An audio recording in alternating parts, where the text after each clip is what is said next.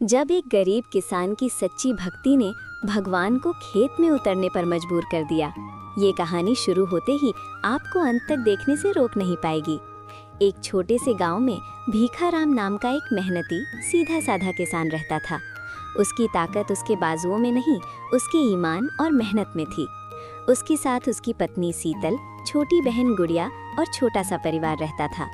भीखाराम के ताऊ लालचंद थे, चालाक और स्वार्थी।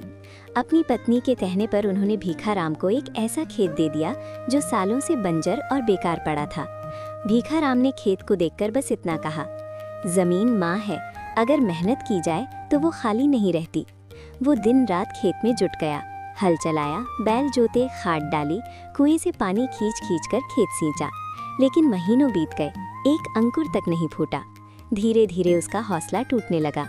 एक रात वो आसमान की ओर देखकर बोला, अगर भगवान होते हैं तो मेहनत करने वालों की सुनते क्यों नहीं? मैं रोज तुम्हें याद करता हूँ। अगले दिन वो गांव के एक बूढ़े पुजारी के पास गया। पुजारी ने मुस्कुराकर जमीन से एक साधारण पत्थर उठाया और कहा, अगर तेरा विश्वास सच्चा है तो इसमें भी भगवान मिल जाएंगे। भीखाराम उस पत्थर को घर ले आया। उसने उसे धोया, फूल चढ़ाए और रोज बात करने लगा। वो बोला, हे भगवान, मैं भूखा रह जाऊंगा, लेकिन जब तक मेरा खेत हरा नहीं होगा मैं अन्न का एक दाना नहीं खाऊंगा। घर में हड़कंप मच गया। सीतल रोने लगी, गुड़िया डर गई और गांव वाले हंसने लगे। भीखाराम पागल हो गया है। लेकिन भीखाराम टस से मस नहीं हुआ। वो सच में अनशन पर बैठ गया। और तभी हुआ चमत्कार। उसकी सच्ची भक्ति से भगवान स्वयं एक साधारण व्यक्ति के रूप में प्रकट हुए। भगवान ने कहा, किसान, तू मुझसे क्या चाहता है? भीखाराम खुशी से बोला, भगवान, बातें बहुत हो गई, अब आप मेरे खेत में बैल बनकर हल चलाइए, मैं बहुत थक गया हूँ। भगवान पहले चौंके, फिर मुस्कुरा दिए। तेरी सच्चाई ने मुझे बांध लिया। भगवान बैल का रूप धारण कर लेते हैं। भीखाराम हल पकड़ता है और हंसते हुए कहता है, चल रे बैल।